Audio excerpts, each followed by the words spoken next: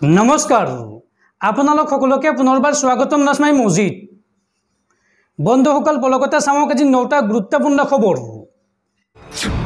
प्रथमটো खबर लोकसभा निर्वाचनक লৈ राष्ट्रीय संबाद माध्यমৰ एक्जिट पोलक मोदी मीडिया पोल आख्या कांग्रेस नेता राहुल गांधीर असत्य प्रमाणित हब এই एक्जिट पोल और এইবাৰ निर्वाचনত कांग्रेसे लाभ करिब 295খন আসন।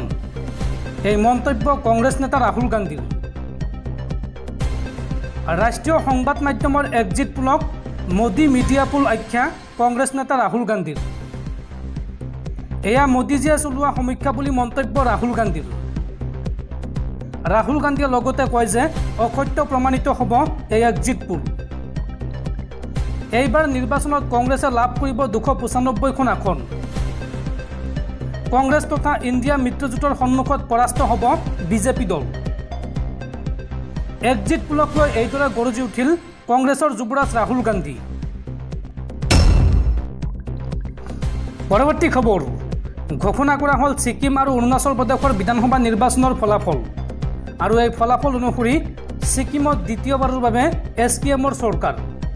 ৰাজ্যখনৰ 32খন আসনৰ ভিতৰত 31খনতে জয়লাভ কৰিছে ছিকিম ক্ৰান্তিকাৰী মৰ্চা চমুকৈ এছকেএমে আৰু এখন আসনত স্তব্ধ হৈ ৰ'ল ছিকিম ডেমক্ৰেটিক ফ্ৰণ্ট। আৰু এই ৰাজ্যখনত খাতাই খুলিব নোৱাৰিলে বিজেপিয়ে। কেন্দ্ৰত শাসনাধিষ্ঠ বিজেপি দল ৰাজ্যখনৰ বিধানসভা নিৰ্বাচনত ধূলিসাৎ হৈ পৰিল। আৰু অৰুণাচল প্ৰদেশৰ বিধানসভা নিৰ্বাচনৰ ফলাফল অনুসৰি অৰুণাচল প্ৰদেশত পুনৰ হ'ব বিজেপিৰ চৰকাৰ। ৰাজ্যখনৰ 60খন আসনৰ ভিতৰত 46খনত বিজেপিৰ বৃহৎ জয় আৰু 5খনত এনপিপিৰ জয়। এখনত জয়লাভ কৰিছে কংগ্ৰেছে আৰু অন্যান্যই 8খন আসনত জয়লাভ কৰিছে।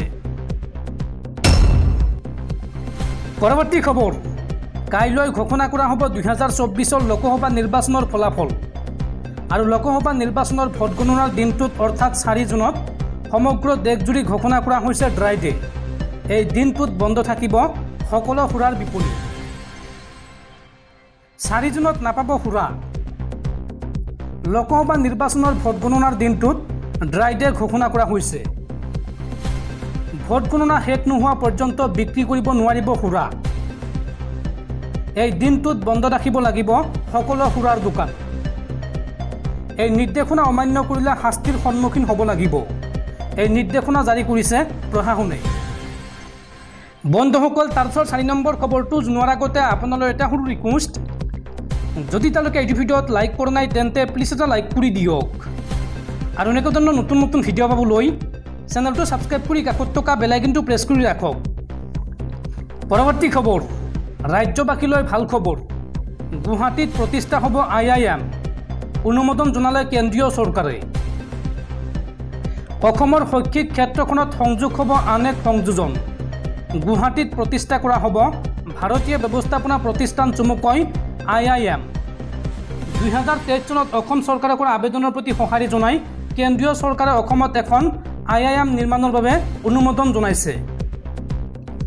আজি এই সম্পৰ্কে মুখ্যমন্ত্ৰী হিমন্ত বিশ্ব শৰ্মাই সামাজিক মাধ্যমৰ জৰিয়তে জানিবলৈ দিয়ে।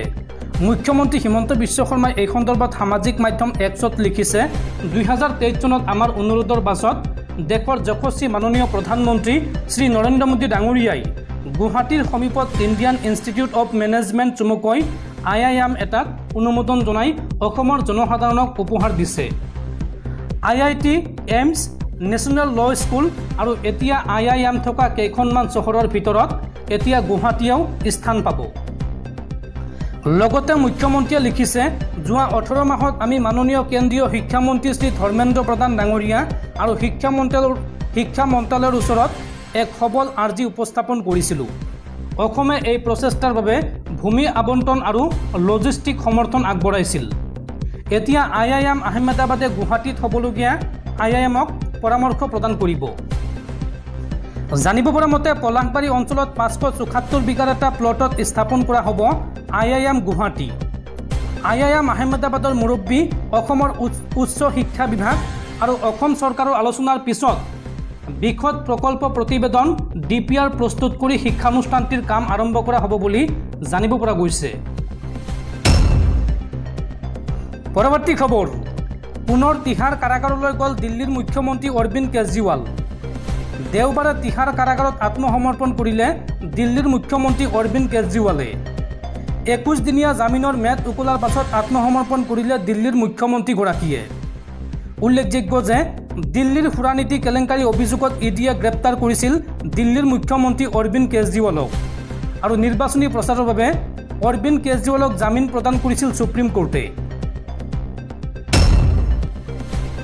পৰৱৰ্তী খবৰ, অৰুণাচলৰ বিধানসভা নিৰ্বাচনৰ ফলাফলে দিলে 4 জুনৰ ফলাফলৰ আগজাননী। 4 জুনত দেশত গঠন হ'ব বিজেপিৰ চৰকাৰ। এই মন্তব্য ৰাজ্যৰ মুখ্যমন্ত্ৰী ডক্টৰ হিমন্ত বিশ্ব শৰ্মাৰ। অৰুণাচলৰ নিৰ্বাচনৰ ফলাফলে দিলে 4 জুনৰ ফলাফলৰ আগজাননী। 4 জুনত দেশত গঠন হ'ব বিজেপি চৰকাৰ আৰু প্ৰধানমন্ত্ৰী মোদীৰ প্ৰতি জনসাধাৰণে দেখুৱাইছে আস্থা। মোদীজীৰ সুদক্ষ নেতৃত্ব, সুশাসন, উন্নয়ন, প্ৰগতিৰ ৰাজনীতিৰ প্ৰতি ৰাইজৰ বিশ্বাস প্ৰতিফলিত হৈছে। সামাজিক মাধ্যমত এই মন্তব্য ৰাজ্যৰ মুখ্যমন্ত্ৰী ডক্টৰ হিমন্ত বিশ্ব শৰ্মাৰ। পৰৱৰ্তী খবৰ, ৰাজ্যবাসীলৈ আন এক বেয়া খবৰ। 3 জুন অৰ্থাৎ আজিৰ পৰা ৰাজ্যত বৃদ্ধি পাব টোল টেক্স। ৰাজ্যৰ 6খন টোল গেটত আজিৰ পৰা বৃদ্ধি হ'ব টোল টেক্স। মদনপুৰ, মিকিৰাতি, হাওগাঁও, নাজিৰাঘাট, বালাচেৰা, মাণ্ডেৰদিছা আৰু ৰোহা টোল গেটত বৃদ্ধি পাব টোল টেক্স। 5 টকাকৈ টোল টেক্স বৃদ্ধিৰ সিদ্ধান্ত ভাৰতীয় ৰাষ্ট্ৰীয় ঘাইপথ প্ৰাধিকৰণৰ। পৰৱৰ্তী খবৰ, বঙাইগাঁৱৰ মানিকপুৰত আৰক্ষী বিষয়াক গ্ৰেপ্তাৰ কৰা হৈছে এএছআই বিপ্লৱ কুমাৰ দাসক। শনিবাৰে সন্ধিয়া পাতিলাদহাৰ ৰঞ্জিত নাথৰ ঘৰত চলাইছিল গুলী আৰু ৰঞ্জিত নাথৰ পৰিয়ালৰ এজাহাৰৰ ভিত্তিত পিষ্টলসহ গ্ৰেপ্তাৰ কৰা হৈছে আৰক্ষী বিষয়া বিপ্লৱ দাসক। পৰৱৰ্তী খবৰ, 4 জুনত ঘোষণা কৰা হ'ব 2024 লোকসভা নিৰ্বাচনৰ ফলাফল আৰু 4 জুনত পতন হ'ব বিজেপি চৰকাৰৰ। এইবাৰ এক্সিট পোল সম্পূৰ্ণৰূপে ভুৱা প্ৰমাণিত হ'ব। জেলত যোৱাৰ পূৰ্বে এই বিস্ফোৰক মন্তব্য দিল্লীৰ মুখ্যমন্ত্ৰী অৰবিন্দ কেজৰিৱালৰ। 4 জুন অৰ্থাৎ কাইলৈ পতন হ'ব বিজেপি চৰকাৰৰ আৰু এইবাৰৰ এক্সিট পোল সম্পূৰ্ণৰূপে ভুৱা প্ৰমাণিত হ'ব। এই মন্তব্য দিল্লীৰ মুখ্যমন্ত্ৰী অৰবিন্দ কেজৰিৱালৰ। এক্সিট পোলৰ তথ্যক ভুৱা আখ্যা দিলে মুখ্যমন্ত্ৰী অৰবিন্দ কেজৰিৱালে। 25টা লোকসভা সমষ্টি থকা ঠাইত বিজেপিক দিয়া হৈছে 33খন আসন আৰু ফলাফল ঘোষণাৰ 3 দিন পূৰ্বে কিয় প্ৰকাশ কৰিছে ভুৱা এক্সিট পোল? এই প্ৰশ্ন দিল্লীৰ মুখ্যমন্ত্ৰী অৰবিন্দ কেজৰিৱালৰ। বিজেপিয়ে যাতে এইবাৰ কোনো ধৰণৰ খেলিমেলি কৰিব নোৱাৰে তাৰ বাবে সষ্টম হৈ থাকিব লাগিব। জেলত যোৱাৰ পূৰ্বে এই মন্তব্য দিল্লীৰ মুখ্যমন্ত্ৰী অৰবিন্দ কেজৰিৱালৰ। পৰৱৰ্তী খবৰ, সাৱধান ৰাজ্যবাসী। ৰাজ্যত পুনৰ হ'ব মুখলধাৰ বৰষুণ। আগন্তুক 24 ঘণ্টাত ৰাজ্যত হ'ব ধাৰাসাৰ বৰষুণ।